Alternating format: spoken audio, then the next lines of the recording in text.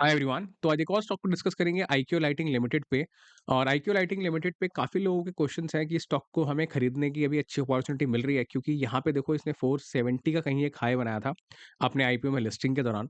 और उसके बाद में इसमें करेक्शन आती गई, क्योंकि ऑफकोर्स वैल्यूएशन काफ़ी ज़्यादा हो गई थी। जब स्टॉक कहीं ना कहीं 280 285 का इसका भाव था लिस्टिंग के अंदर, जब लोगों को वो प्राइस मिला आईपीओ के अंदर, और उसके बाद में काफ़ी बम्पर इसकी लिस्टिंग हुई। लोगों ने अच्छा पैसा बनाया, काफ़ी लोग बेच के निकल गए और अभी वापस से ये अपने आईपीओ के प्राइस के आसपास कहीं न कहीं पहुँच चुका है। तो क्या ये एक अच्छी अपॉर्च्युनिटी है स्टॉक को खरीदने की, या फिर ये फंडामेंटली वीक स्टॉक है, हम वो भी देखेंगे। क्योंकि बॉटम फिश करना यहाँ पे देखो एक अपॉर्च्युनिटी बन सकती है, लेकिन अगर स्टॉक बेकार हुआ, फंडामेंटल्स ठीक नहीं हुए, तो ऑफ कोर्स ये आपके काफ़ी सारा समय निकाल देगा कंसोलिडेशन के अंदर, या फिर और नीचे भी आ सकता है 280 270 के भाव पे। सारी चीज़ें डिस्कस करेंगे, वीडियो को आगे बढ़ाते हैं। उससे पहले देखो, मैं आप लोगों को एक चीज़ ज़रूर बोलूँगा कि आप लोग कोई भी अगर आईपीओ खरीदते हो ना, आप आईपीओ के अंदर अगर पैसे लगा रहे हो, आईपीओ अप्लाई कर रहे हो, तो प्लीज़ थोड़ा एनालिसिस ज़रूर खुद से भी करो। उसका डीआरएचपी आता है कंपनी का, आप गूगल पे सर्च करोगे किसी भी आईपीओ का नाम लिख करके, उसका डीआरएचपी आपको मिल जाएगा। उस डीआरएचपी को थोड़ा-सा पढ़ लो, थोड़ा बिज़नेस मॉडल समझ लो। अगर आपको बिज़नेस मॉडल समझ में आ गया, तो भाव 300 हो जाए, 200 हो जाए, 100 हो जाए, आपको टेंशन नहीं होगी। वो इसीलिए क्योंकि आपको पता है कि मेरी कंपनी आज नहीं तो कल चलेगी, चलेगी। क्योंकि बिज़नेस मॉडल आपको पता होगा, आपको एक कॉन्फिडेंस उसमें डेवलप हो जाएगा। अगर आपको कॉन्फिडेंस नहीं होगा ना, तो अगर आप 300 के भाव पे भी यहाँ खरीदोगे ना, स्टॉक अगर 280 हो गया, तो कुछ नहीं करोगे, आप एक ट्रेडर की तरह स्टॉप लॉस लगाओगे, बेच के निकल जाओगे। क्या फ़ायदा उस चीज़ का? हो सकता है वो 280 से यहाँ से 560 हो जाए, डबल हो जाए विदिन 6 मंथ्स और 1 ईयर। लेकिन वो तभी होगा जब आप उसके फंडामेंटल्स को, आपकी डिटेल आपको पता होगी, आपको कन्विक्शन होगी स्टॉक के अंदर कि हाँ, ये स्टॉक जो है, प्रमोटर जो है, कुछ ना कुछ करेगा। आज नहीं तो कल, 1 साल, 2 साल में स्टॉक चल जाएगा। ठीक है? तो वीडियो को स्टार्ट करते हैं। सबसे पहले कंपनी के बिज़नेस मॉडल को समझ लेते हैं। तो बिज़नेस मॉडल बहुत ही सिंपल सा है, लाइटनिंग जैसा इस कंपनी के नाम में ही हैगा। तो ये एलईडी लाइटिंग सॉल्यूशंस बनाते हैं, जो घरों में यूज़ होती है, ऑफिसेज़, रेस्टोरेंट्स में यूज़ होती है। कमर्शियल रेफ्रिजरेशन की लाइटिंग्स, जो फ्रिज वगैरह होते हैं कमर्शियल, उसके अंदर जो लाइट लगी होती है, जो हम फ्रिज ओपन करते हैं तो लाइट जलती है अंदर, ये वो वाली लाइटिंग है। आरवी सोलर पैनल्स, जो सोलर पैनल होते हैं उसको बनाते हैं ये लोग। एबीएस पाइप्स बनाते हैं, स्टेबलाइज़र बनाते हैं, लिथियम बैटरी इन्होंने भी शुरू करा है अपना काम, यूएसबी चार्जर्स बनाने शुरू करे हैं, fan regulator and assembly, rotary, RV LED lights और अदर प्रोडक्ट्स। तो कंपनी काफ़ी सारे एक डाइवर्सिफाइड बिज़नेस पोर्टफोलियो के अंदर है।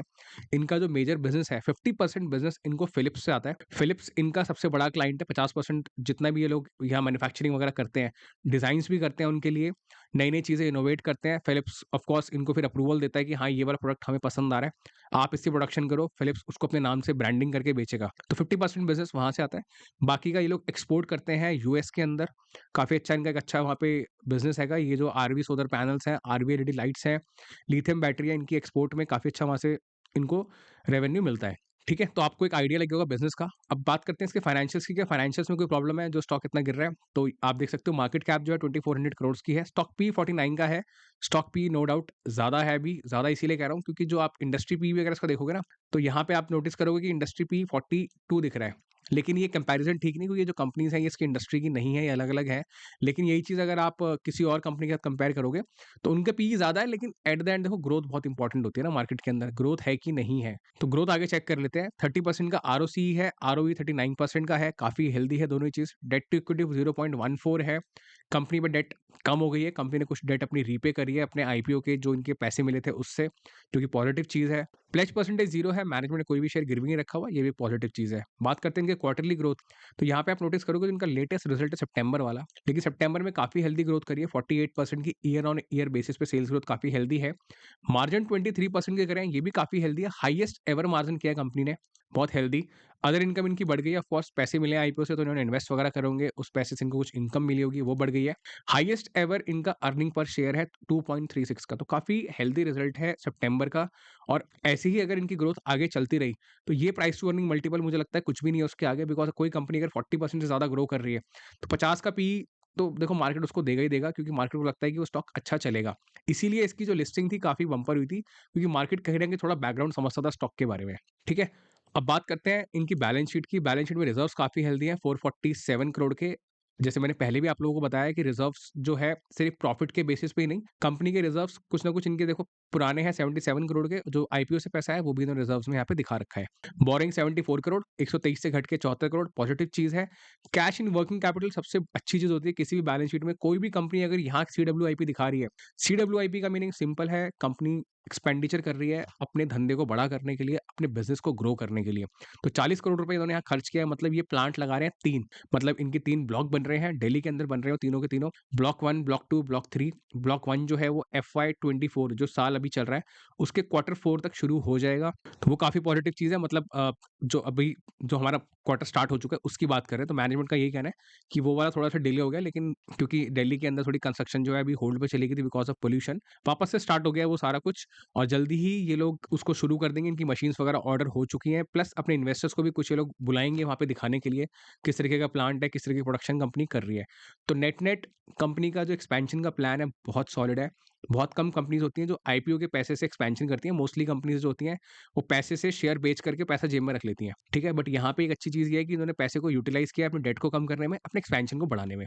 इन्वेस्टर पोर्टफोलियो देखते हैं काफ़ी हेल्दी है, 72% का स्टेक है प्रमोटर के पास यहाँ पे, 3% एफआईआई ने कुछ स्टेक बेच दिया है। ये जो प्रॉफिट आप बुक होता हुआ देख रहे हो, इसमें कहीं न कहीं एफआईआई भी है और डीआई का स्टेक हेल्दी है 7.50% का, पब्लिक के पास 16.85% है, बहुत ज़्यादा स्टेक नहीं है। नेट-नेट स्ट्रॉन्ग हैंड्स की जो हम बात करते हैं, वो काफ़ी अच्छा है इसके अंदर, लगभग 84%, 83%, पब्लिक लगभग 16-17% इसमें हैगा। तो नेट-नेट फाइनेंशियल्स हेल्दी हैं, फंडामेंटल्स हेल्दी हैं कंपनी के। अब बात करते हैं कॉन्फ्रेंस कॉल की, क्योंकि क्या ऐसा है जो आप स्टॉक को होल्ड कर सको? बहुत लोगों का देखो क्वेश्चन ये होगा कि भाई स्टॉक होल्ड करें कि बेच दें? इतनी कहानी आप कर रहे हो हमारे साथ। ठीक है, फाइनेंशियल्स हमने देख लिए हेल्दी हैं, 48% की ग्रोथ है, डेट कम हो गई, सीडब्ल्यूआईपी कर लिया, 48% सब कुछ हो रहा है, वो सब समझ में आ रहा है। लेकिन ऐसा क्या है जो आगे जाकर के स्टॉक 2 बैगर, 3 बैगर, 5 बैगर बन सकता है, नहीं बन सकता है, होल्ड करें या बेच के निकल जाएँ? तो ये है इनकी लेटेस्ट कॉन्फ्रेंस कॉल जो कि नवंबर मंथ में हुई थी और इसके अंदर कुछ इंपॉर्टेंट पॉइंट्स हैं जो मैं आपके साथ शेयर कर देता हूँ। यहाँ पे सबसे पहले कंपनी ने अपनी सिविल कंस्ट्रक्शन के बारे में बताया। ब्लॉक 1 जो इनका शुरू होगा क्वार्टर 4 2024 में, मतलब इसी साल के अंदर, इसी वाले महीने के अंदर, पहली चीज़। और उसके अंदर LED home lighting, solar panel, refrigeration वगैरह की ये लोग प्रोडक्शन वगैरह करेंगे। जो ब्लॉक 2 और ब्लॉक 3 है उसके अंदर ऑलमोस्ट अभी 18 से 24 महीने भी और लगेंगे, क्योंकि काफ़ी बड़ा प्लांट है, काफ़ी इन्होंने मशीन्स वगैरह ऑर्डर करी है उसके लिए भी। बात करते हैं इनके यूएस बिज़नेस की। यूएस के अंदर इन्होंने एक सब्सिडरी ओपन करी है, ठीक है? जो कि वहाँ पे इन्फ्लेशनरी प्रेशर्स वगैरह अब कम हो रहे हैं, तो वहाँ का बिज़नेस इनको बढ़ता हुआ नज़र आता है, तो इन्होंने एक वहाँ पे सब्सिडरी ओपन करी है और इनकी कोशिश है वहाँ पे एक वेयरहाउस भी डालने की, क्योंकि इनको उम्मीद है कि जिस हिसाब से यूएस की मार्केट है, उसके हिसाब से इनको प्रॉपर वहाँ पे एक ब्रांच की रिक्वायरमेंट है, तो इसीलिए इन्होंने वहाँ पे वो सारा कुछ शुरू किया हुआ है। प्लस इनको 1 मिलियन का एक लिथियम का ऑर्डर भी मिला था लास्ट क्वार्टर में, इन्होंने बताया था, जो उन्होंने शिप कर दिया होगा इन्होंने अभी तक। बाकी आरवी और एबीएस, आरवी एलईडी लाइट्स, ये भी काफ़ी अच्छे डिमांड में है यूएस के अंदर और ये बाकी प्रोडक्ट्स भी अपने पिच इन कर रहे हैं। ठीक है, तो यूएस को लेके कंपनी ज़्यादा पॉजिटिव है। और देखो मैनेजमेंट ने यहाँ पे क्या बोला है कि जो काफ़ी ज़्यादा कॉन्फिडेंट है इस फाइनेंशियल ईयर के नंबर्स को लेकर के, मतलब जो क्वार्टर 3 का रिजल्ट आएगा प्लस जो क्वार्टर 4 का रिजल्ट आएगा, वो काफ़ी अच्छा होने वाला है इनके हिसाब से। और इनको ये भी लगता है कि ये जो फाउंडेशंस जो ये लगा रहे हैं, ऑफ कोर्स देखो 3-3 ब्लॉक बनाना, बड़े-बड़े ब्लॉक्स बनाना, ये लोग फ्यूचर को लेकर के ही एक फाउंडेशन डाल रहे हैं, क्योंकि आने वाले 2-3 साल, 5 साल के अंदर कंपनी के नंबर्स वहाँ जाके काफ़ी इंप्रूव होते हुए आपको नज़र आएँगे। प्लस यूएस के अंदर एक सब्सिडियरी खोलना, और एक और चीज़, ये लोग गल्फ कंट्रीज़ के अंदर भी अपने प्रोडक्ट को पिच इन कर रहे हैं। इन्होंने वहाँ पे भी एक काफ़ी सीनियर एम्प्लॉयी को हायर किया है और उस एम्प्लॉयी का मेन काम देखो यही है कि गल्फ के अंदर इनके सारे अप्रूवल्स वगैरह कराना, इनके प्रोडक्ट को डिफरेंट डिफरेंट क्लाइंट्स तक लेकर के जाना, वहाँ पे ऑर्डर्स लेकर के आना। तो कंपनी का यही कहना है कि आने वाले 6 मंथ्स के अंदर आपको जीसीसी, मतलब गल्फ कंट्रीज़ के ऑर्डर्स भी आपको देखने को मिलेंगे, प्लस यूएस के ऑर्डर्स भी आपको वहाँ पे इनके पोर्टफोलियो में ऐड होते हुए नज़र आएँगे, पहली चीज़। बाकी कंपनी जो अपनी प्रोडक्शन को एक्सपैंड कर रही है, जैसे मैंने आपको पहले बताया कि वेल रिसर्च्ड है, इनको पता है कि किस तरीके से नई-नई चीज़ों को डिज़ाइन करना है, नई-नई मार्केट्स के अंदर उसको पिच इन करना है।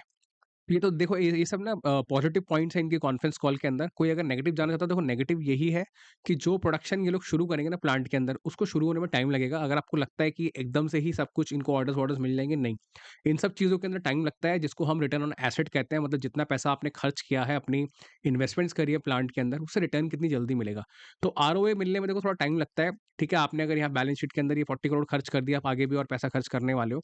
बट तो पूरे प्लांट के अंदर फुल कैपेसिटी पे रन करने का थोड़ा टाइम लगता है, ऑर्डर्स मिलते हैं, वो सारी चीज़ों के अंदर 1 साल, 2 साल, 3 साल लग जाते हैं।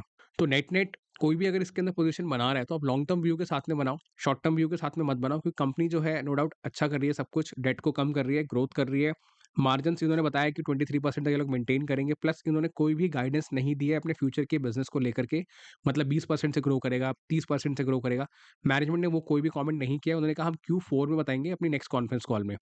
बट इनकी कॉन्फ्रेंस कॉल को देख के मुझे यही एक मैंने गेज किया है कि इनके नंबर्स अच्छे हो सकते हैं, तो आप लोगों को ज़्यादा इतना स्ट्रेस लेने वाली कोई बात लगती नहीं है उसके अंदर। और कोई भी अगर इसमें पोज़ीशन बना रहा है तो मैं आपको ये बोलूँगा कि आप लॉन्ग टर्म से बनाओ। ये लोअर ट्रेंड में भी स्टॉक हैगा और जिसने भी यहाँ कहीं खरीदा ऑफ कोर्स देखो आपको अच्छा लॉस हो रहा है तो मुझे लगता है आपको बेचना चाहिए। देखो मेरी तरफ से कोई भी एनकरेजमेंट नहीं है आपको बाय सेल की, आपका फाइनेंशियल एडवाइज़र का कहता है खरीद लो तो आप खरीद लो, वो कहता है बेच दो तो बेच दो। लेकिन टेक्निकली अगर आप देखोगे तो लोअर ट्रेंड में है, अगर कंसोलिडेट होता है यहाँ पे तो आप पोज़ीशन बनाओ। अगर 270 280 के भाव तक भी स्टॉक अगर आ जाता है क्योंकि यहाँ पे इसका आईपीओ का प्राइस है, मुझे नहीं लगता इससे नीचे जाना चाहिए, ऐसा मेरा मानना है। मगर स्टॉक मार्केट में कुछ भी हो सकता है और भी नीचे आ जाए क्योंकि वैल्यूएशन अगर मार्केट को ज़्यादा लगेगा तो स्टॉक नीचे आ जाएगा या अगर Q3 का रिजल्ट अच्छा नहीं आया तो भी स्टॉक नीचे आ जाएगा। थोड़ा-सा आप अभी वेट करो इसके अंदर, थोड़ा-सा और नीचे आए तो इसको खरीदो या फिर थोड़ा ऊपर की तरफ जाए, रिजल्ट बहुत सॉलिड आ जाए Q3 का तो भी आप खरीद सकते हो। आप इसके अंदर पोज़ीशन बना सकते हो। किसी को यहाँ खरीदना है तो बिल्कुल बल्क में नहीं खरीदें, थोड़ा-थोड़ा स्टैगर वे में खरीदो आप। कंपनी में फंडामेंटली कोई प्रॉब्लम नहीं है। प्लस जो आपको एक फ्रूट इसके अंदर मिलेगा ना, जो आपको आप चाहते हो 2 बैगर, 3 बैगर वाला फ्रूट अगर आपको चाहिए, तो आपको होल्ड बहुत करना पड़ेगा क्योंकि जितने भी प्लांट ये लोग लगा रहे हैं ना, वो वैल्यूएशन बढ़ेगी धीरे-धीरे करके। और वो धीरे-धीरे करके तभी बढ़ेगी जब क्वार्टर 3 का रिजल्ट आएगा, फिर क्वार्टर 4 का आएगा, फिर नेक्स्ट क्वार्टर के अंदर अगली प्रोडक्शन स्टार्ट होगी, न्यू ऑर्डर्स आएँगे यूएस से, गल्फ कंट्रीज़। वो सारी चीज़ों का अगर आपको फ़ायदा उठाना है तो आपको करीब 2 साल 3 साल का व्यू इसमें लेना पड़ेगा। आप सोचो कि मैं 3 महीने में पैसा बनाऊँ और निकल जाऊँ, तो ऐसा नहीं हो सकता। देखो होने को तो स्टॉक मार्केट में कुछ भी हो सकता है, ये कल रातों-रात डबल हो जाए, लेकिन चांसेस कम है। ये सब देखो मिसलीड करने वाली बात है, मैं आप लोगों को मिसलीड नहीं करूँगा। पेशेंस रखो, पैसा बनाना है ना अगर मार्केट में, तो पेशेंस रखो, बुल रन का समय है। अगर आपको स्टॉक में कन्विक्शन आ रही है इन सब चीज़ों से तो खरीद के रखो। अदरवाइज़ जिसको लॉस हो रहा है वो होल्ड करे, उसके पास तो कोई ऑप्शन है नहीं या एवरेज आउट भी कर ले यहाँ पे। और एकदम बल्क में एवरेज मत करो, थोड़ा नीचे है फिर दोबारा कर लेना, फिर थोड़ा नीचे फिर दोबारा कर लेना। ठीक है? और आप किसी को लगता है कि मैंने आईपीओ में खरीदा है, मुझे यहाँ प्रॉफ़िट हो रहा है, मैं बेच के निकलना चाहता हूँ किसी और कंपनी में, तो आपकी मर्ज़ी है। आपको कोई और बेटर अपॉर्च्युनिटी मिल रही है, बहुत ही कोई अच्छा स्टॉक मिल रहा है जो तो वहाँ भी निकल सकते हो। नेट-नेट फंडामेंटली कोई प्रॉब्लम नहीं है, प्रॉब्लम सारी वैल्यूएशन की है। 40 का जो भी इसका पीई है 50 का, ग्रोथ अगर अच्छी आएगी तो स्टॉक चलेगा। लॉन्ग टर्म का व्यू है तो भी स्टॉक मुझे लगता है अच्छा करेगा। तो नेट-नेट देखो यही है पूरा एनालिसिस। आपको वीडियो में अगर वैल्युएबल इन्फॉर्मेशन मिली हो तो प्लीज़ वीडियो को लाइक ज़रूर करें। चैनल पे नए हैं, चैनल को सब्सक्राइब करें। ऐसी वीडियोज़ को बनाने में काफ़ी ज़्यादा मेहनत लगती है तो प्लीज़ थोड़ा एप्रिशिएट करें मेरे काम को। और मैंने रिसेंटली ज़ोमैटो के ऊपर वीडियो बनाई थी, काफ़ी टर्न अराउंड कंपनी है, आप इसको चेकआउट कर सकते हो। आप कोई आईटी कंपनी देख रहे हो तो आप साक्षात देख सकते हो। और भी सभी स्टॉक्स मैंने यहाँ पे कवर किए हुए हैं। आप इन सभी डिटेल्ड एनालिसिस को आपको सीखने को बहुत मिलेगा, तो आप इनसे सीख भी सकते हो। तो इस वीडियो के लिए इतना ही, मिलते हैं अगली वीडियो में। Thank you so much.